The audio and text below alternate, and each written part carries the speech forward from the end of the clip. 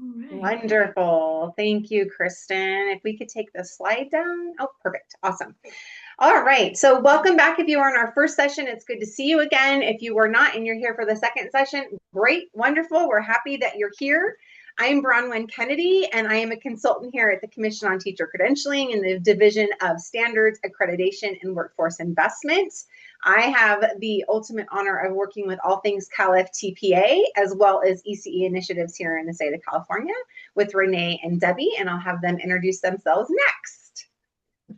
Hi, everybody. Renee Marshall, Administrator, Early Childhood Education, Teacher Preparation. So happy to be together today in community. So thank you all for being here. I'll hand it over to Dr. Keeler. Thank you. Debbie Keeler here, consultant with the Commission in teacher preparation. Very excited to have this part two and hear from our panel. And so welcome. Thank you both. So before we begin, if you can just again drop in the chat who you are, where you work, all those fun things, what college you're affiliated with, what are you teaching this semester, all the things that we can get to know you better. And while you're doing that, I'm going to have our panelists introduce themselves, starting with Jeannie Veach. Hi, my name is Jeannie Veach from Shasta College. I'm teaching our practicum course, teaching in a diverse society course.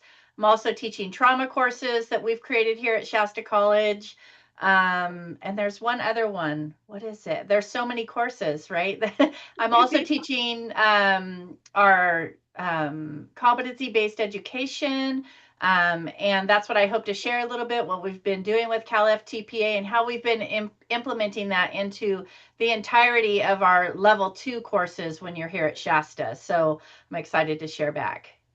Thank you, Jeannie. And now we'll go to Nara and Meg.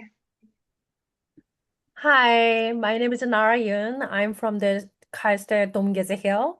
I'm in the Child Development Department. I'm practicum coordinator and instructor. I'm teaching practicum course, fully implemented the cycle 1 and 2. And also I'm teaching the other courses, but less than the gene. But yeah, I'm loving doing it. And then I love to share that we have, implemented the CalFTPA today. Thank you. Thank you, Nara. So I'm a Meg. I'm the department chair of child development. So I'm just here to answer a couple of the questions on the panelist questions that nothing to do with the course, but program level implementation. So thank you so much, Meg. And Rick.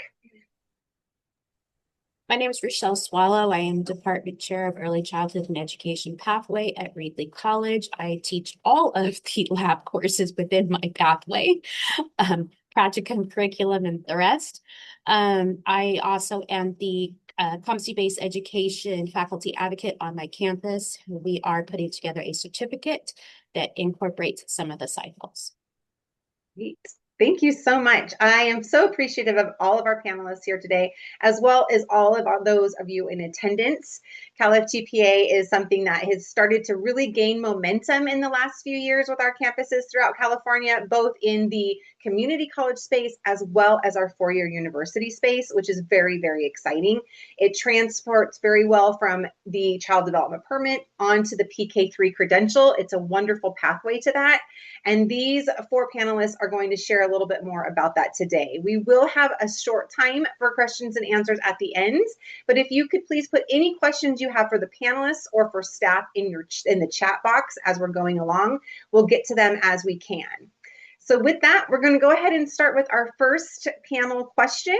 And we're going to start with Nara, and then go to Rick, and then Jeannie. And our first question is, how is CalFTPA embedded within coursework and or clinical practice in your programs? Yep. Okay, so always nervous about the first one. So to be briefly introduced how we started implemented the CalFTPA into our practicum course. This is our third time. It's the third semester. So I took a virtual training in 2024. Thank you, Renee, Brownie, Debbie. You we all meeting there. And then after that, we also meeting the virtual meeting, right? The monthly kind of the meeting together, like a Jen was there, Rick, I think Rick was there too. It's a kind of panel. So we learn a lot about the how to implement the CalFTPA for the first time. I took a training, but also I'm meeting the other, supporters.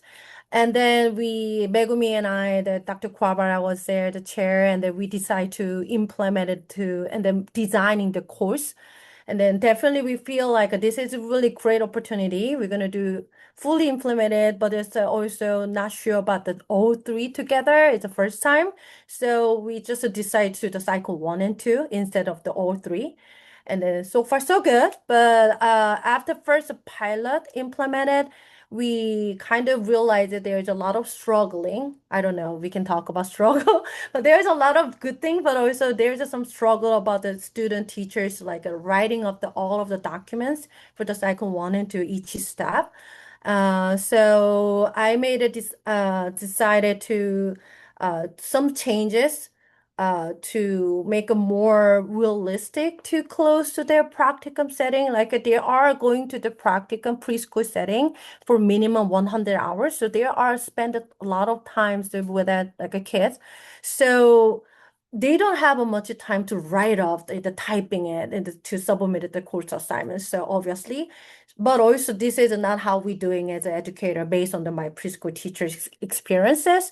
So yeah, there's some luxury to have an iPad or the typing, but also some of times we do to have a meeting with the teachers or parents. We do take a notes, and that's the kind of we summarize it and that we can using for the documentation, right? So some of the cycle under cycle 1, like a observe, noting, taking notes, or just talk to the mentor teacher. I created a documentation, the form, and then they just handwriting, and then that's it. So they're gonna collect the data the same way. I believe the same way as a CalFTPA design, but it's a different way to collect the data. So different way of documentation. So they're gonna do the same way, but the same focus, the same question, but just that there are different way to documenting. So handwriting, and then they summarize it, and then they present it to the class, and then submit it to as a course assignment. But also I do change the modality. So everything is I believe that there's one applies. Step 4 is kind of can be available to the video recording, but I changed it like some of the way like they talk about some course assignments like a child interest, or the focus child is like what they like to do or what they play, what they behave. It's hard to explain it in the written text all the time. So I allow them to do multi modality. So they can add it like a visual images or the video recording, but with consent with the site anyway. So that is really working so well. I did it the second time last semester and this semester as well. It's a really great way to collect the data and then put into the cycle 1 and 2. And also I believe that where they are placed at the site, they're gonna be the different mentorship, different sites, and then different setting, right? Even though there's a 3 to 5 preschool setting. But they're gonna go through the cycle 1 and 2 is a very structured assessment, aligned well with ACTP. So they're gonna get the really high quality, the structure based, the assessment based performance they can do, improve themselves. A little bit of the revisions I made, but it's really working well. So now we're gonna focus on the more how we're gonna do revise and more localize to our needs or our candidate as student teachers struggle and concern. So that's what we do. I too much to talk. I'm sorry about the taking too much time. That was great. I think That was there's so many good ideas back there. So no, that was fantastic. Now we'll go to Jeannie. Sorry, Rick. Sorry, looking at the wrong notes. Thank you, Rick. For us here at Reedley, it was a much slower progression. I was on the design team for the tool for the almost 3 years. It was a long time putting it together. The college that I'm at, it was not a thought for the students to transfer into the CSU system. It was not something that was ever thought about or they were empowered to do. So for us, it was about integrating things very slowly, so separate pieces of the cycles. And we started with showing the students, our practicum students, the drafts, the ones we knew who were going to transfer into the CSU system and what they thought and what their ideas. Like, if you were me, what are you going to do with this? And the first thing they said, they pointed out was academic language, because that's part of the guides is the academic language. And they said, if we have not been with you, we wouldn't know any of these terms. So it started very slowly with introducing them to academic language that is used, things like universal design for learning, prior knowledge, those types of things. And started very slowly in my classes with that. Gaining technology to be able to do videotaping, those types of things, and introducing them to making yourself a little bit vulnerable to videotaping and having your peer critique your teaching and vice versa. We started very slowly with those things and then built as we were going. All of cycle 1 is integrated into my practicum now. And most of cycle 2 was already in practicum because they plan for their children. And they've had a focused child in our classes, in our curriculum. We just didn't use that term prior. So they've always had a child that they focused on to plan for in a child assessment assignment. So that was how we started off, or I started off doing it. I'm saying we, because my colleagues haven't started this process yet. And we're still trying to figure out the cycle 3 because our student teachers do not interact with our families in terms of communication. There's confidentiality. And in this day and age, families are not always made up of the context that they were 50 years ago. You know, there's privacy, there's custodial things going on, that kind of thing. So we haven't gotten to that just yet. So that's how I started off. Okay. So I love hearing how other people are or have taken this information and put it where they kind of feel it belongs in their program. I noticed as well as my colleagues that the vocabulary was a huge deal. So sharing this out with our part-time faculty as well as our other full-time faculty on funds of knowledge, understanding design of learning, making sure that we're using language throughout our entire program. CalFTPA did that for us at Shasta College. We have now taken these assessments and did a backwards design. And so we've taken cycle 1, which is all around observation, and created a child study as the midterm, if you will, for our observation and assessment class.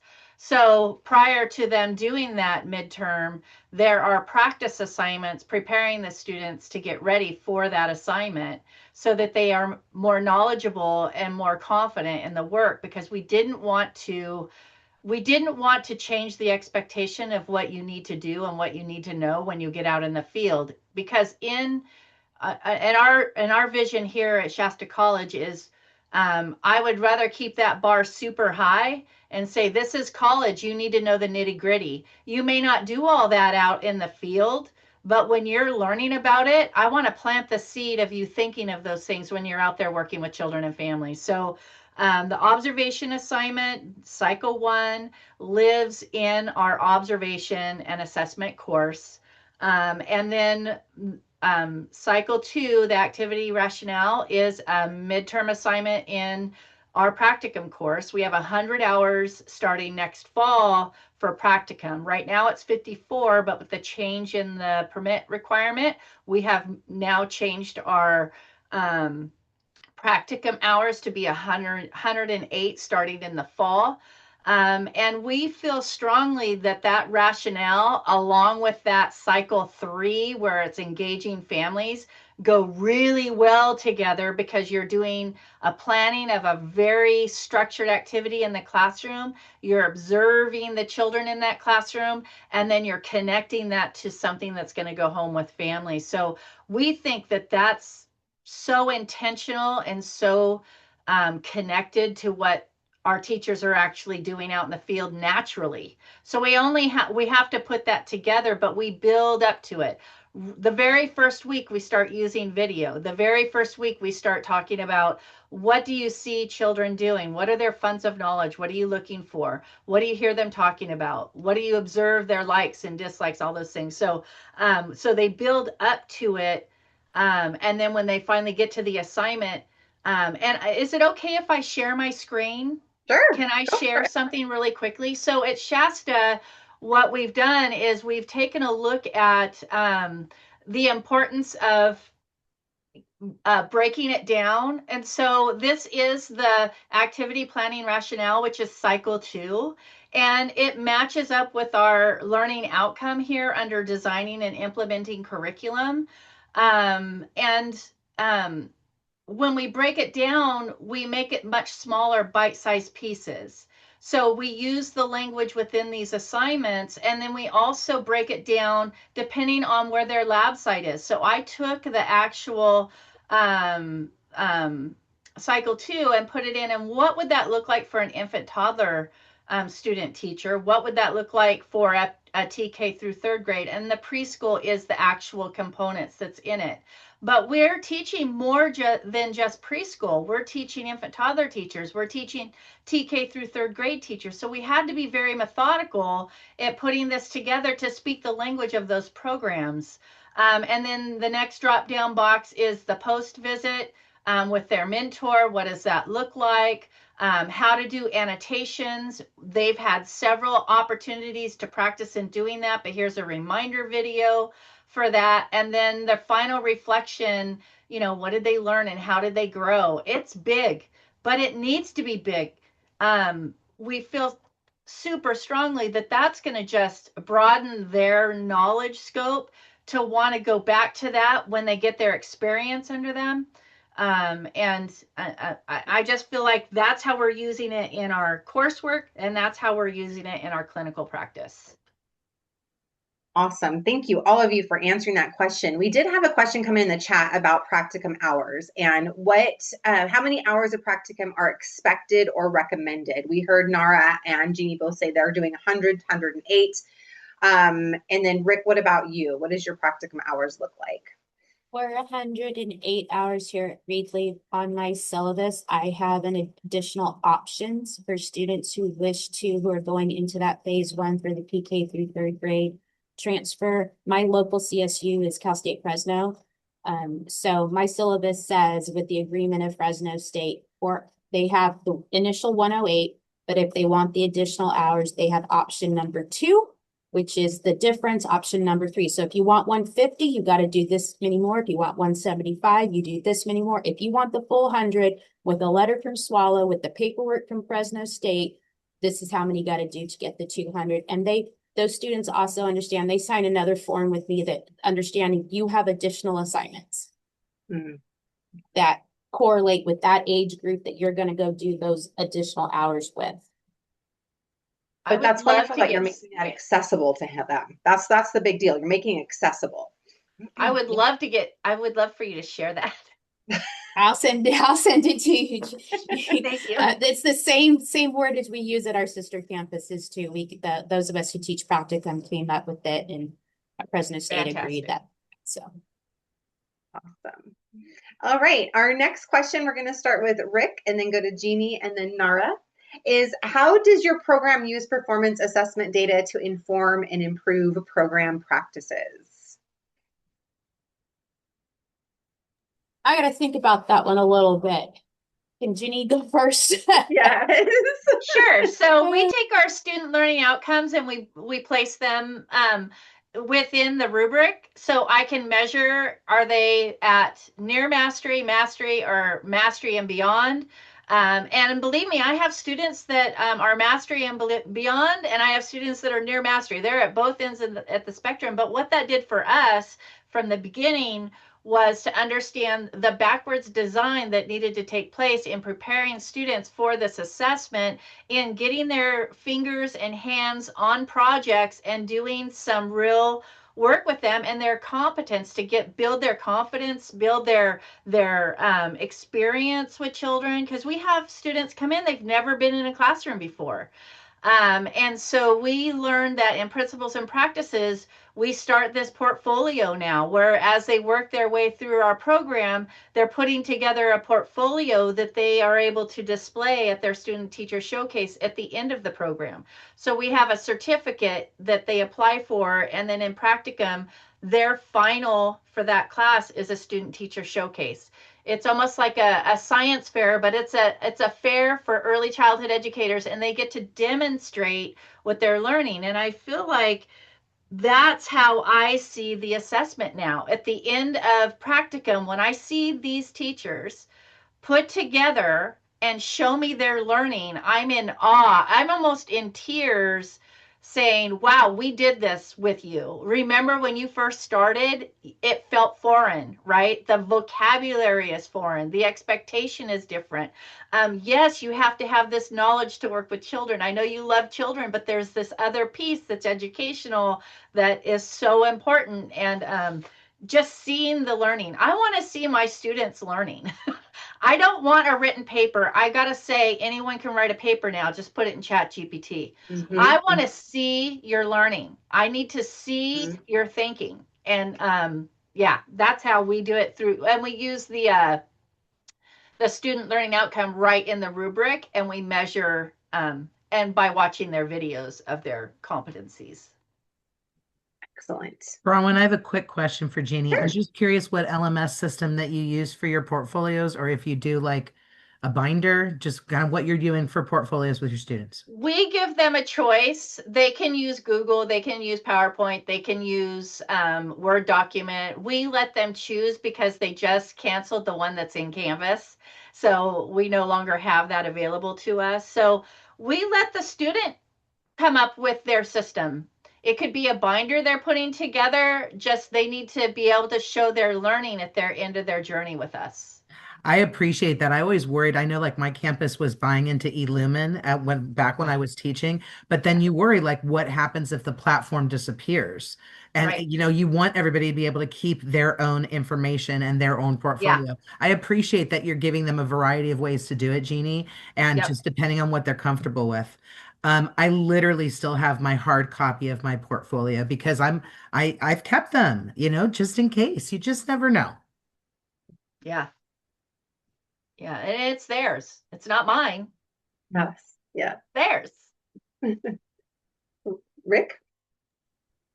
So for us, we're in our pathway, we have to assess our SLOs at the beginning to the end to the beginning of each semester, and we get the data back on the SLOs that we have assessed in our coursework. And we always have to assess the ones like everyone else, or probably most everyone else here on each of the classes that were taught in that previous semester. So for example, for us last fall, and we all have an assignment that we use to assess that particular SLO.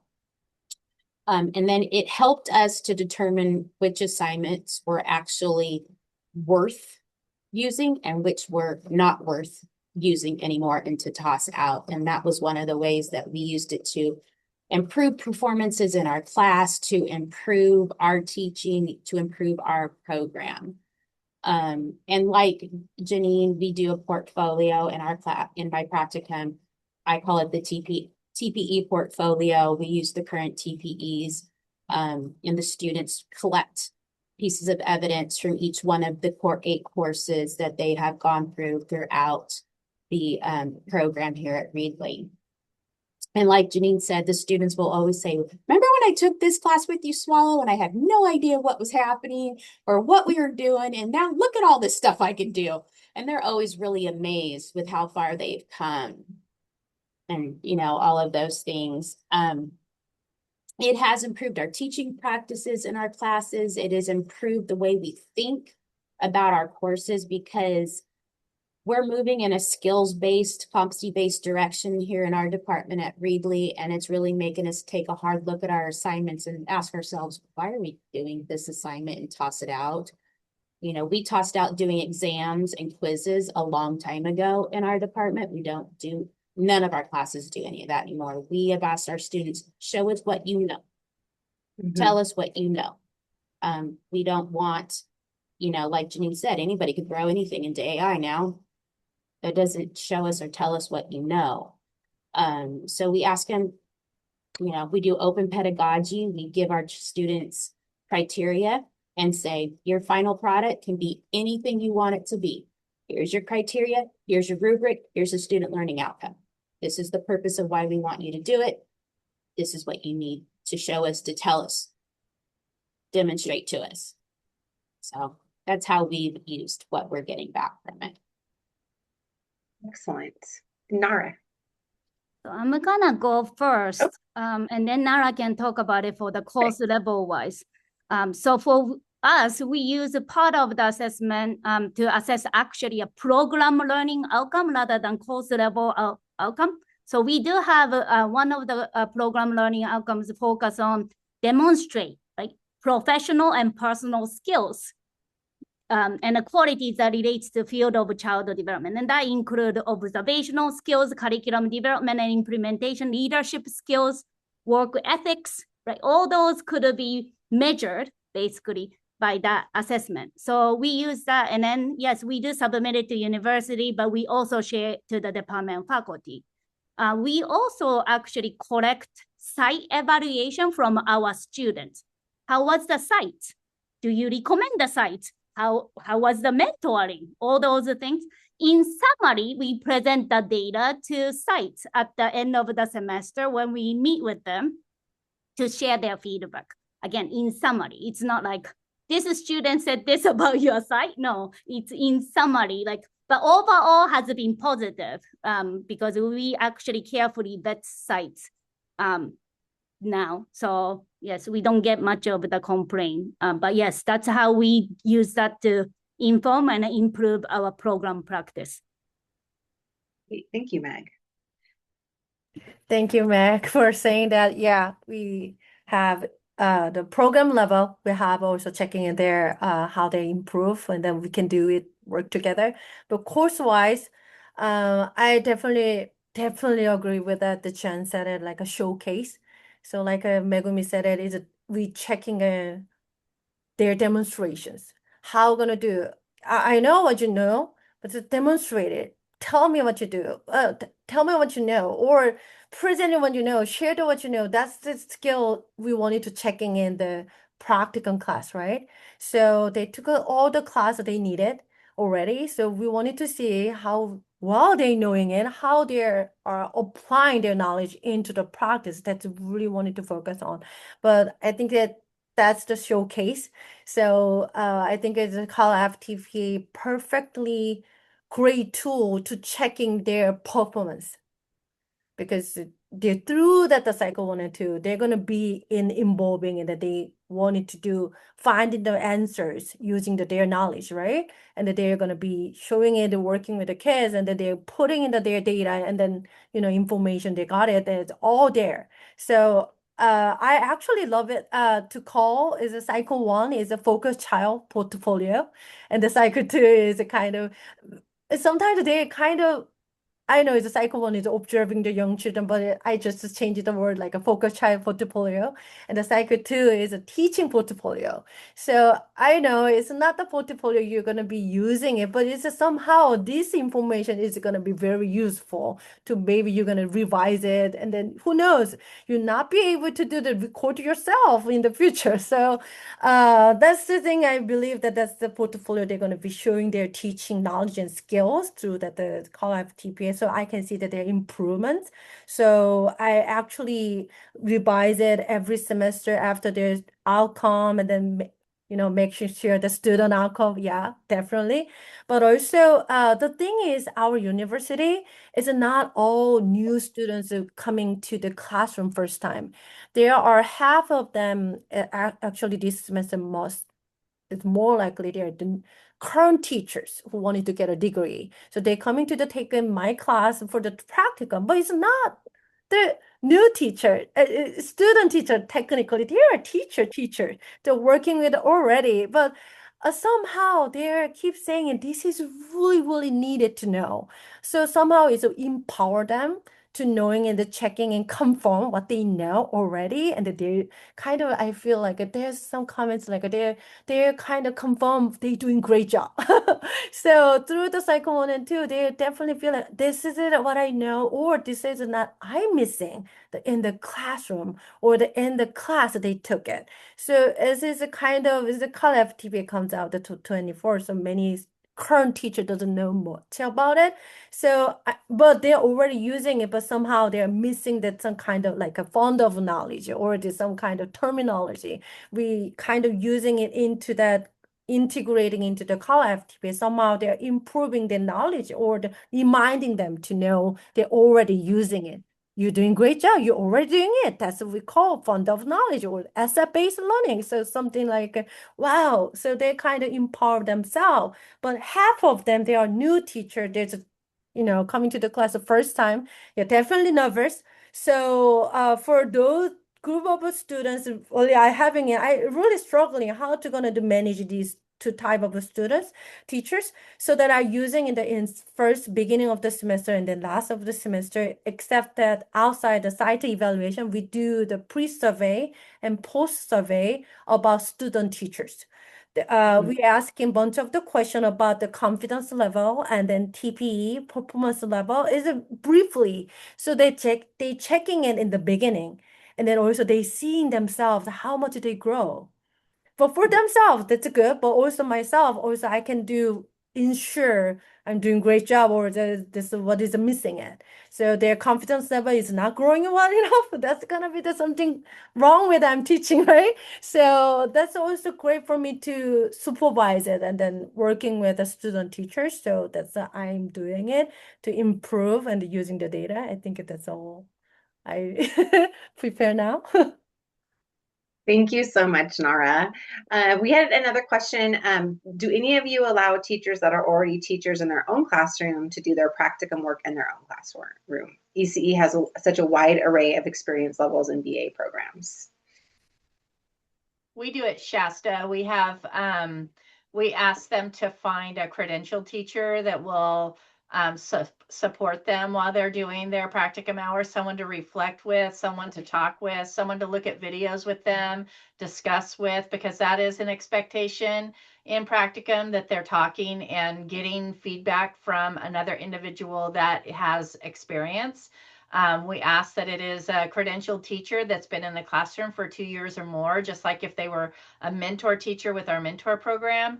And we also have students that are working in Head Start programs or County Office of Ed programs that they have a master teacher they're working under already, as long as they have 2 years experience in that classroom, and we'll open that space. So we have a contract with that program that we fill out with that master teacher and the student and talk about what that will look like for the semester. Because I feel strongly in our rural areas like Redding, California, Trinity County, Tehama County. Even I have students I actually have students coming all the way from San Francisco to come be in our program. I have students that are in Alturas, 2.5 hours away. There's no way they can come and do mentor hours. So we've set them up with individuals in their area that can mentor them. Because I don't have mentors up there. We've had to really think outside of the box about how to really break barriers to help our students grow and help them to succeed. And that is always our goal.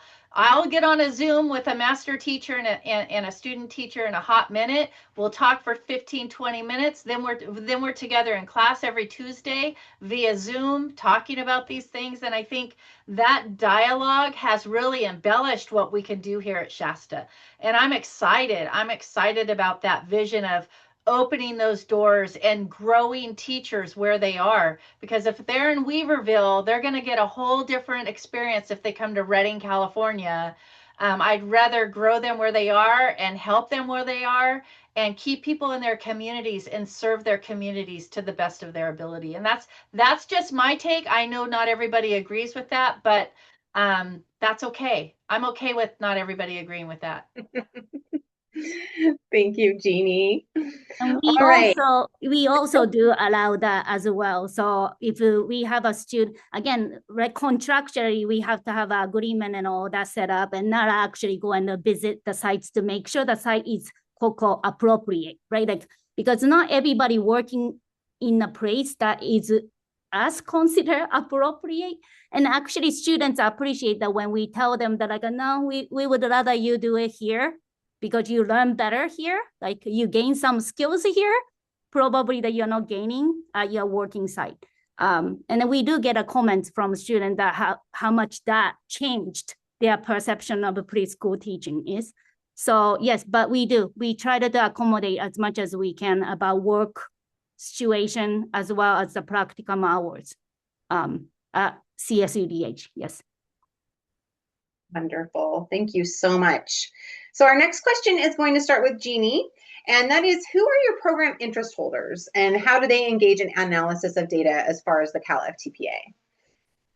Well, we have our advisory board here at Shasta, and we do that in the spring and the fall. And we have about 25 advisory board individuals that come from County Office of Ed, Head Starts, private programs, family child care, First Five, all those folks come together. And then we got their feedback on the CalFTPAs. We shared it with them. We said, what do you think, us teaching in this way, what do you think about these assessments? Do you think it's effective? Do you think they're like, no, this is going to really build them a foundation to help them be successful when they get to my program. Because realistically, most of these programs are using DRDP, they're using Learning Genie, they're using systems to ensure that all children are being assessed authentically and, having that integrity. And another thing we did is after we presented the CalFTPA to our advisory board, we actually went 2 semesters and then got back with them and said, okay, do you see a difference in our students when they're coming to you? And, the feedback is, it's a hit and miss. It really is. And we are only as strong as our weakest student teacher we put out in the field. That's what so we want our teachers to at least have that foundation. And we do think it's working. We do think that now that we've looked back, just like Rick and Nara have mentioned, it's changed the courses that lead them to these classes that have the assessments now. We actually at Shasta have a level 1, which is the 12 core units to get, your assistant on the permit to be an assistant in the classroom. And those four classes are level 1. Now we have level 2, and those become much more rigorous. This is where you're actually putting to practice what you've learned in level 1. And it's made us rethink the whole system, and I think it is strengthening. I think it is strengthening our assignments. It's strengthening, and it's helping us. The more we talk about it and the more we teach on it, the better we get at it. And I believe that with our advisory board, the more they hear us, the more they're like, yeah, they're really coming out knowing, teachers are knowing how to talk with parents now because of that family engagement activity. They're learning that parents are not that frightening. Like, they're human beings and we can do this together. So I think there's a realness around that particular assessment, and we have to open those doors for our students so that they have confidence. I find sometimes they leave here and they're still lacking the confidence and fearful. But since we started the assessments, I see much more pride, much more excitement, much more when it comes to I can do this mentality, and it's mindset. Awesome. Nara. I think Megumi gonna answer the question more likely, right? Okay.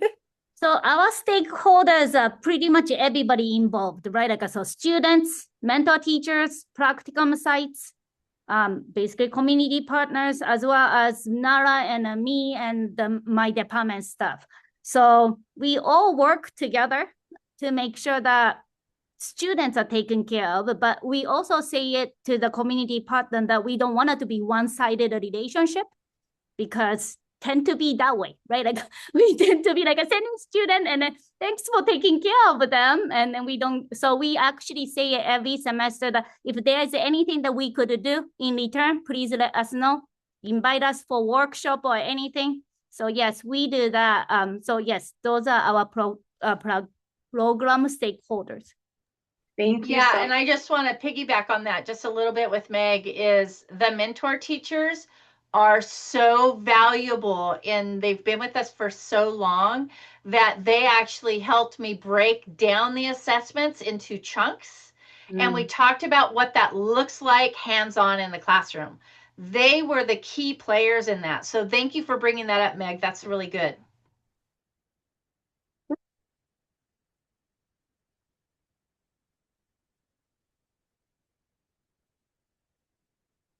Can you hear? Let's see, you're muted. Can you hear us? No, you can't hear us. Oh no, technical difficulties. There you go. Yes, can you hear us, Meg? Okay. You were cutting in and out, and I didn't know what was happening. Either she's No talking problem. to me or she's talking to Renee. No problem. No problem. So, question for you. Okay, same question? Yes. Okay, so our stakeholders are advisory as well. My students, typically what we have found, because I don't have all of the pieces fully integrated just yet, our mentor teachers have found that they have seen the tools and they're very interested. They want the training very much. They want they want the CTC to come down here and they want to do the trainings with us and things. But they have found that the students who have been working with the cycles and the materials and things are much more empowered. They feel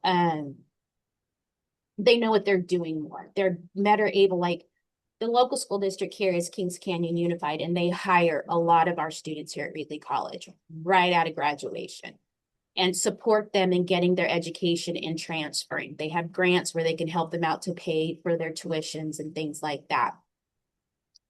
And the director of their early childhood department says, your students know how to observe, they know how to plan appropriately, they know what developmentally appropriate practices are, and we think a lot of this has to do with the components of the cycles that you've integrated into the coursework.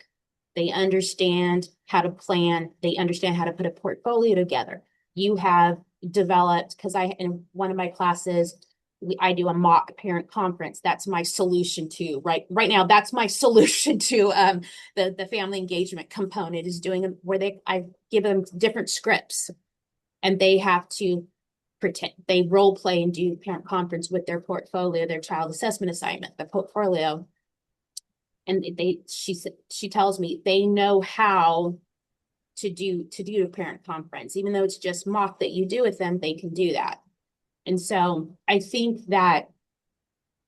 that's all plays a part in it. And so our advisory committee is made up of the same as, the different county offices of ed, local school districts.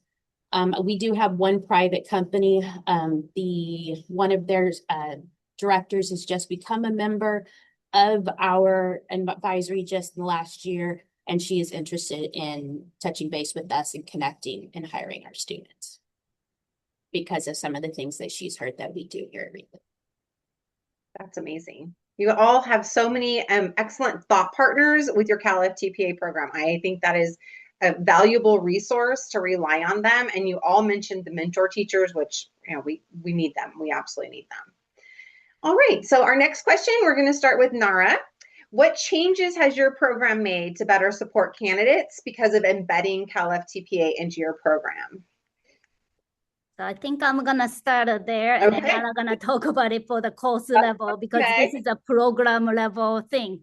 So before we started to implement even CalFTPA, basically Jeannie said same thing. We looked at ECE TPEs, where those things are covered in our curriculum. right?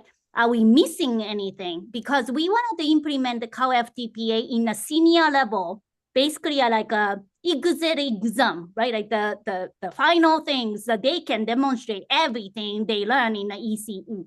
But are we teaching anything get there, right? Like, so we had to map our curriculum to ECE TPEs to make sure the students will be ready to be assessed in the CalFTPA in the senior level course.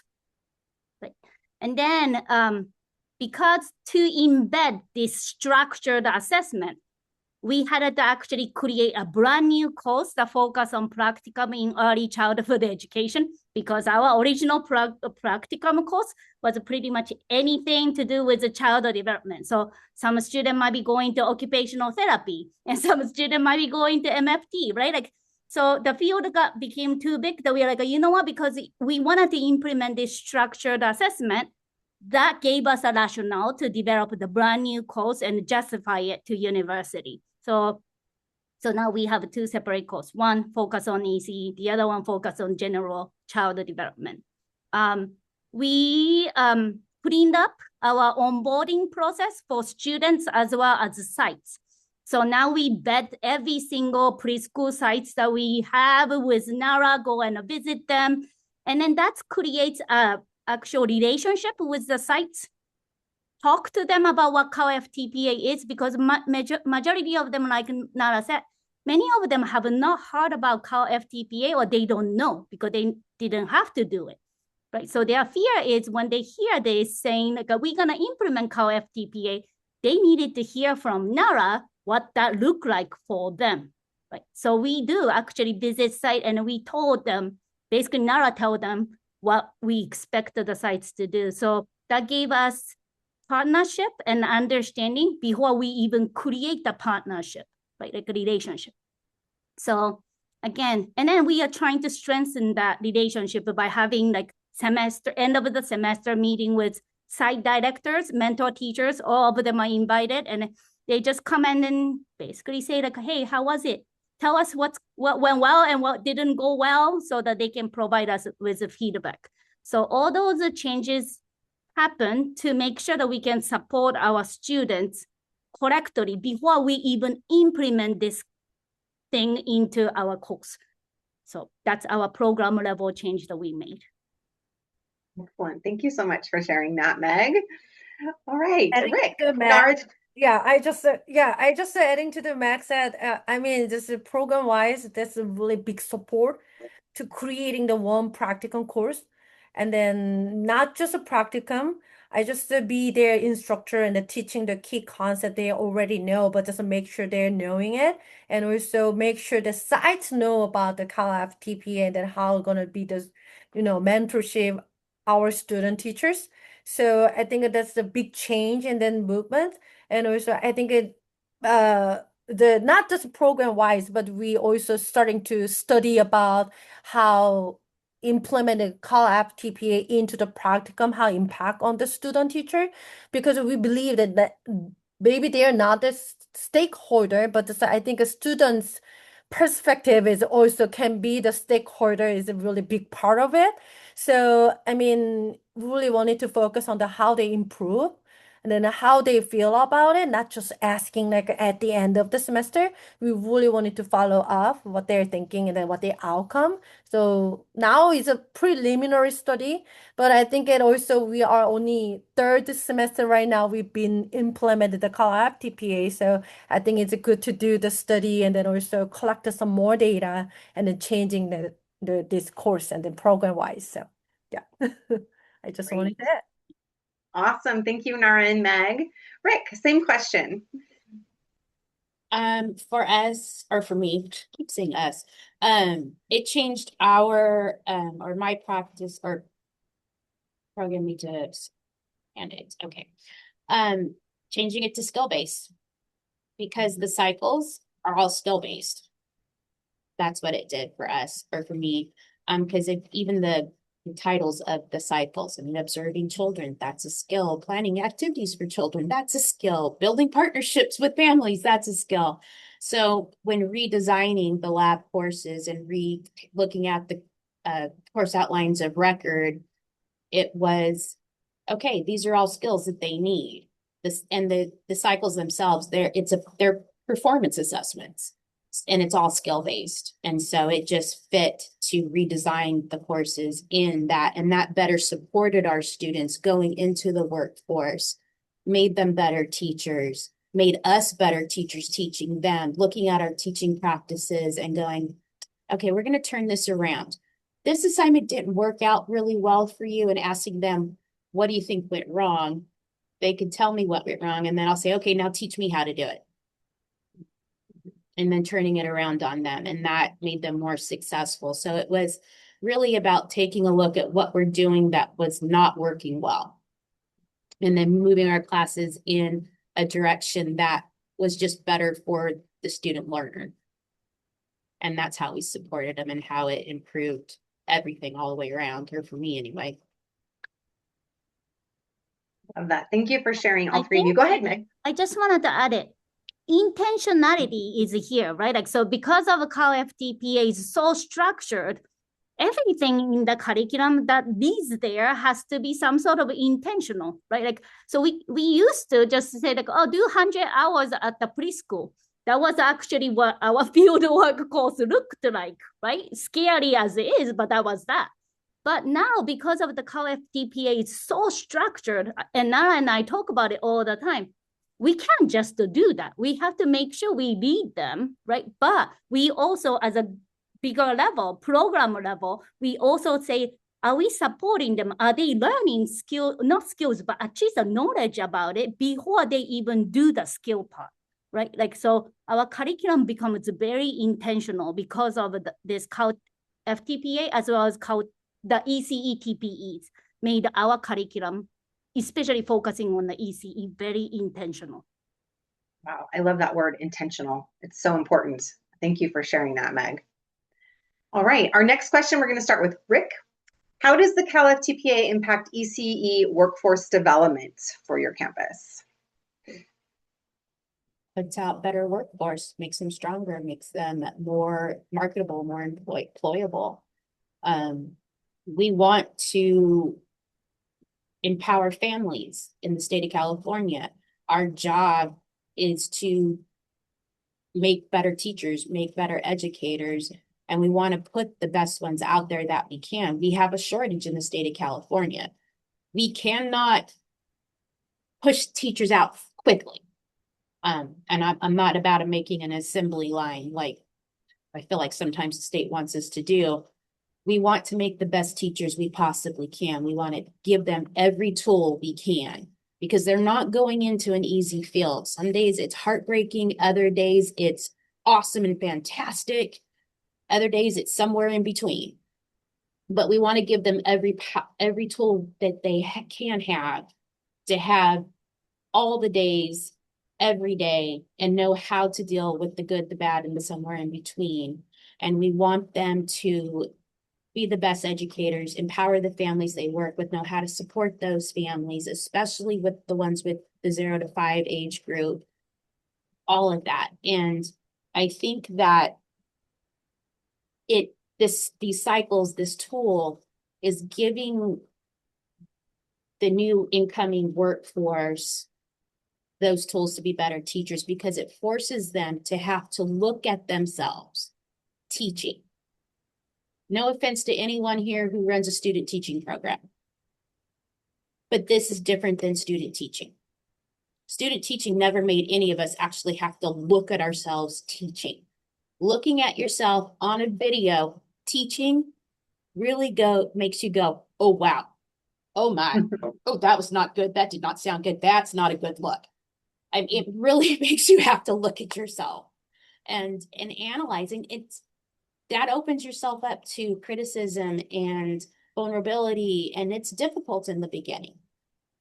You know, my students are still working themselves up to it when we videotape ourselves and practice in class and talk about it and, you know, all of those things. And so I think it makes honest teachers. It makes them want to pursue professional development outside once they're already in the field, keep going with their education, just keep getting the extra units, go back and reteach yourself. You know, I have teachers now that will come back to me and they'll say, oh, I did some of that in trauma-informed teaching practice you always talked about. That was a really good idea, Swallow. That was smart for me to do because there are some children out there, they need some help. Yeah, I told you. Yeah. So I think that, yeah, I think that's how it's empowering the workforce. And now when I look back from being on the design team, I never thought in a million years I was going to do all of this. Wow. I love that. I love that you just shared that statement right there. I really do, because that brings it home for all of us of how important CalFTPA is for our early childhood educators. Nara, would you like to share? Yeah, absolutely. I can say enough to say yes. Amen to Rick. Everything, every word, I really can agree more. I mean, that is true. That is correct. We are dealing with all of the situation is really they have to see themselves, but it's a how, right? It's all the time the instructor questions. So how are we gonna do it? And also, I mean, I got a comments like a mentor teachers, like they never been to do the record themselves ever. So only one teacher said it. There's a one kind of class that she took it in her student. She said it, the instructor asked her to do the record themselves, like just for not just a course assignment, just record yourself and to see yourself. That's who you are, reflect yourself. That's sort of things. Not likely course assignment. Somebody is look at you, you're teaching, evaluating you, and then also they evaluating themselves. So I mean, not just leaving them to see themselves. I like the part of the reflect. And then I think Jen said it another time is we meeting together in the CalFTPA, they do reflection. So it's cycle 1 and 2 and 3 all had a step 3 is a reflect. So I love the ECEs. We dare want me to be the best teacher, but better teacher every day because it's through the reflective, the practice. We have to see ourselves. So I said to my student teacher, you're not going to be the best in the first year. No, not a bit. You're not going to be the best teacher ever. That's you don't know yourself. First teacher, horrible, but you don't know who you are. You know the what you know what you know. That's gonna be very, very bad for your children and the family. But through this is assessment, performance assessment, they see themselves, reflect themselves, and they apply to it. That's really impact a lot. I think that's a very can wait to see that how they are so qualified teacher they're gonna be. I see that the first semester they got higher after the CalFTPA is implemented. The one-up teacher just got hired by that. And then second semester, I don't know for sure, but yeah, second semester they also got hired from the another side. That's gonna be really happening, and then very good comments like seeing that they got hired. This the thing is they got hired, so which means they got qualified for to be teaching with it. So I mean those things and then also mentor teacher also got really highly reputation on our students. So teachers really got improved a lot, and then high quality skills and the knowledge they have, the how they know through that the assessments and then CalFTPA. So that I think I'm finally happy to show that how much they're knowledgeable, how much they are skillful, so that through as you said, Rick, is the skills, right? So they can show that through that assessments, not just putting there to expose yourself to the first experience with the children, and they're gonna be having a lot of experience from it, but also through that assessment, the CalFTPA cycle 1 and 2, they're gonna be improved a lot, and then showing that the skill through it. So I think it has a lot of impact, positive impact. AC workforce. I hope that that's going to be answered. Yes, thank you so much, Nara. I love all of this conversation that we're having. Our next question is going to start with Rick. How has each institution approached equity-minded implementation, such as culturally and linguistically responsive formative assessment practices within your coursework or clinical practice? And I know that's a big one as we go through the training. If you haven't gone through the training yet, we talk a lot about how students demonstrate that in their assessment. So it would be nice to hear how the institution is creating that implementation for that. So institution meaning our college? Yes. Well, we're a Hispanic serving institution, so all of our material here is in English or Spanish. So our announcements, anything comes, printed materials come out in both. As much as we possibly can, and get them proofread and all that to make sure they're correct. So it sounds kind of odd, I guess, but it's just a part of what we do. It's just the way that we're made. When we went into the guided pathways format about 7, 8 years ago now, that was when we took a hard look at ourselves and really had to take, are we really serving everyone equitably? Are we really doing what our college motto says, what our visions and values say? And do we really value those values, those types of things, and really taking a hard look at ourselves and kind of taking ourselves apart and rebuilding ourselves from the inside out when we started that process.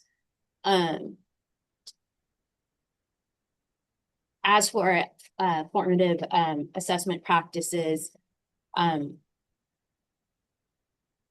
can only really answer that for my department. I can't answer for other departments within my institution. I went on my sabbatical last year for competency-based education, and to move, and it was 4 2-year teacher prep programs. And I did it for our college here, for our department, but also for my sister departments, those who were interested in it. And bringing that back here to Reedley, got things spurred here. We have a work group that is moving our early childhood teacher certificate. It's a 12-unit certificate as a competency-based education certificate. We have started that process. It's slow moving, but we have a larger work group across campus, and it's formative and will be formative assessment and performance-based assessment when it's done. Following all the federal and state regulations under Title V and Fed Education Department, and all of that. So, and we have that support from our institution. So that's how they've approached the equity implementation and the cultural. For my own classes, I would love it if I spoke Spanish. I have lots of friends who speak Spanish, and they speak to me in Spanish, and I can understand most of what they're saying. But all my materials, my department is also 100% OER and CTC. Our students do not pay for any textbooks. We don't even have textbooks. I don't remember the last time I saw a textbook, in all honesty. So that, and our materials are in Spanish and in English. So in my classes, I try to provide everything that I have in both on my Canvas shelves. And my students are very appreciative of that. And most of my colleagues in the department do as well. So, and that's how I've approached it. And that's how the grader of my college has. Does that answer the question? Yeah, thank you so much for sharing that. Okay. And Nora? So I think institution-wise, I don't have much to answer that. Maybe Megumi can answer the department-wise. So, but I just wanted to just answer that just based on the culturally, the responsive practice, like a CalFTPA focus on like implicit bias and then more like a asset-based the approach. I think that's really helpful to know actually what it is, how we're gonna using it into that the field, the practice. So for the student teachers to understand it, because we are a Hispanic serving institution, as Rick said it, and then also most of them is our students are first generation college students, and they're really really eager to go back to their community, local community. They wanted to pay back, and they really have a lot of things exposed to be the equity minded, so they want it to be, but I just figured that that's the thing is knowing it is not actually can do that they're applying into the practice with the next generation. So, I mean, those things I really appreciated the CalFTPA is really focused on really specifically as the base and the fund of knowledge or the other, is a really culturally responsive practice. So you really focus on anti-bias education, something like a sort of things really key and core. I think I really, really appreciate it. I don't have to explain all. They actually answer that they learn it through it. So as I can answer that. Yes, thank you so much. Meg, do you have anything else to add? So like Nara said, right? But we are historically, so I don't know whether or not you know the history of Cal State University Dominguez Hills. We are actually came from Watts rebellions. So that's our mission and the core for it. So yes, I can even read the mission and the vision, and then it's actually pretty much aligned with the equity minded. And then therefore, we have a whole lot of workshop that DH offers to faculty to be culturally responsive teacher, right? Pedagogically, in a sense. So that show it how you do it in the class. But again, those are the kind of institutional level that we do. Again, like Rick said, right? We are Hispanic serving as well as first gen. And then I think we are getting close to API also serving institution. So again, right, like we are trying to be culturally responsive in our teaching. And again, we provide a whole lot of set of training and a workshop for faculty to be that, if that answers a question. Yes, no, that's great. I love hearing about the trainings for faculty. It's fantastic about not just knowing it, but bringing it into your classrooms as well. So our last question before we go to some question and answers, and we'll start with you, Nara, is what's next for CalFTPA and your program? What's going to happen next with that? First of all, I said it, I love to revise it every semester. Every time is different. So I just started with 12 students. Now it's 34. Like we said, it's gonna be the spring semester, maybe that's why, but we don't know. It's just a third semester, so right? So it's every time the students enrollment is different, but it's a kind of I just hopeful that increasing means that we can more impact on our EC workforce and our local community partners. So I hopefully just get a good impact on that. But also we wanted to do the study about it, how they learn in it, and then related to the teacher identity and the teacher confidence level, also TP related, how they really learn through that. Not only just a practicum, just through implemented the CalFTPA, how is it changed? I know there's no compare group, but just also just look into how they are first, the beginning, and then at the end we can say something is different, right? But maybe because of just a practicum experience, but also is a very structured assessments is really gonna be changed a lot, maybe compared to the other research, like a literature say that's gonna be very good study. So I really wanted to see that how effective this implementation into the practicum is.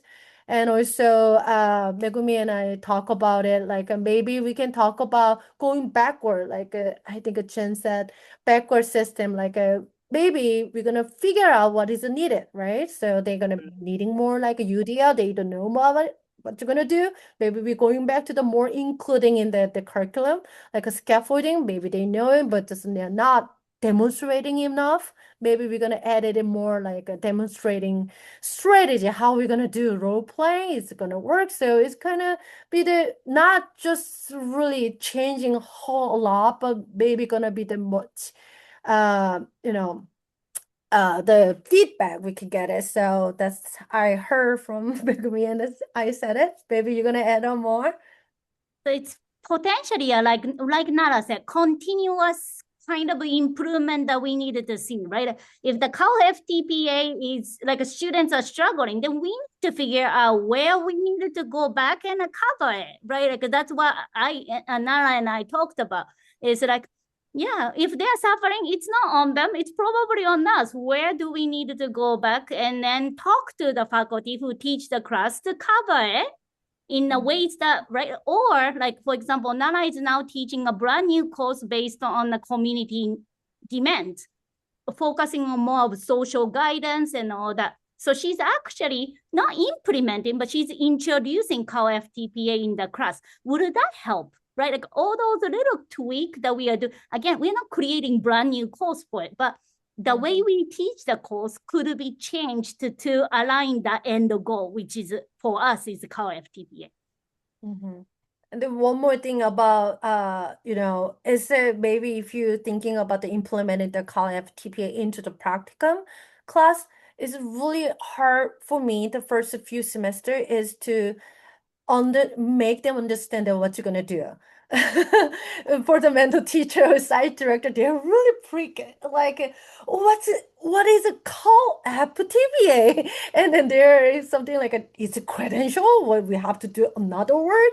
They already have a lot of workload already, and then having another adult into their classroom, already is really a lot of work. So, and then and the question said, is a stipend, is it actually in our departments, not the mentor teacher, not getting the stipend for the mentorship. So we really appreciated their mentorship and the support and the partnership we have. But for them, it's a kind of is a little workload to understand what it is. So we step by step, little step to make them understand what it is. And we created a form, what they can support. Like it's not required to do it. That's the evaluation. Everything is my job. And then I'm going to make sure that you don't have to do it at all. But you can give lot of informal mentorship. You're using your knowledge, and then make sure that what is a CalFTPA, and then I created like some flyer and then some kind of visiting their site, all of the site, explaining it what it is I believe that that's a huge support from the program department that decided to do it. I paid so right. So go there, explain it to them, and then make sure we are the partnerships, not just you're having our students for free, so you have to do it. No, we really make sure that it's a collaboration. So at the end, every time we got some comments, we'll make sure that they're really having any questions, revise. We really implement and integrate it into our class and the course, and then make sure that we are same page all the time. So I think that's a big thing. So we do, yeah. Thank you so much, Nora. Rick, what's next for your campus and CalFTPA? It's fully integrated in, and I think it would be a good idea for us to have some common threads from the cycles in all 4 of our 8. So that would be very helpful, but to fully integrate them in. That's great.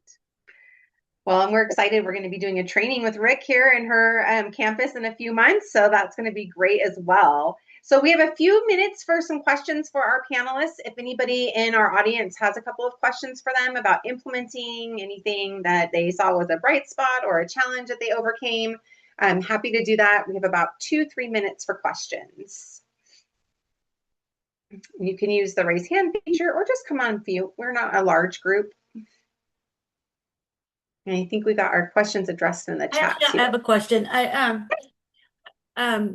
Did you in your practicum courses, have you taken a look at of course the cycle 3 would be like part of your practicum course or whatever cycle you're using. Does that make you really look at your other assignments? Like, is it too much? Is it too little? Because that's what I'm kind of looking at right now, is like trying to find that great balance, implementing the CalFTPA cycle 3. I'm doing cycle 3 in practicum. We're doing in my curriculum, we're doing 111B, we're doing cycle 2, and then cycle 1 and 108. So, but were you guys able to take a look at that? Rick, I know you're doing cycle 3, so yeah. I started introducing cycle 3 in child family community. That class is out of the core 8, is the middle of the road of our program. It's like kind of the intermediate, and it fits nicely there because we talk about, relationships between child, family, and school, and building partnerships and the importance of, parents being involved in school with children, all of that. So it fits nicely in there, and how to build relationships. So that's where I started introducing that cycle. And then we carried it into our observation and assessment course. That our adjunct, she introduces portions of that cycle in there. And then just kind of goes from there. Thank you, Rick. Yadira, did you have a question? I think it was answered, and I Okay. with Rick and the way that she implemented it. So it doesn't like the CPTAs, they don't have to be implemented all in practicum. Like you can, I guess, just burst them through. Okay. It's completely however you as a faculty decide you want to implement them into your program. If you know, like Alicia said, they do cycle 1 in one class, they do cycle 2 in another class, they do cycle 3 in another class. So it's really all about how you want to introduce them, or how you as a faculty and staff decide to introduce them. Okay. Okay. Thank you. A lot of it aligns to signature assignments and signature assessments too, Yadira. Like I was shocked when I first opened CalFTPA. I was like, oh, these are like our Yeah. capstone assignments and like some of our core classes. And it was just about like alignment. You know, a lot of it you're already doing. It just is almost like formalizing it in a sense. But I think that's also important if you think about it, because I was thinking right now and hearing everybody, just in the simple fact that our students can feel like credentialed teachers, like this is important work, and we need to give them the language so they can understand, especially with child development. A lot of students, oh, well, it's just child development. And it's like, no, it's what's going to get you started into the classroom. So I like just to like acknowledging that our students need to learn the language. And also, I want to say, Alicia, thank you for sharing the secretary. I wish I wanted to do. I mean, I'm 10 years a preschool teacher. I really think that it's really key to work with the parents, especially families. But I think that is it depending on our school partnership, is also depending on the site. Some sites really reluctant to share that the student teacher going into sharing and then talking to the family, like a foster care or there's some of our, every setting is every difference, right? So there are different background, and then so I mean, but I'm noticing that we don't even starting to do the cycle 3. There, the mentor teacher love to do the offer the opportunity, talk to the family, and then let them do the talk to them, and they share that, and also share some kind of the flyer they made it. So I think it is a kind of technicality, like a cycle 3 is a course assignments. They have to go through everything, right?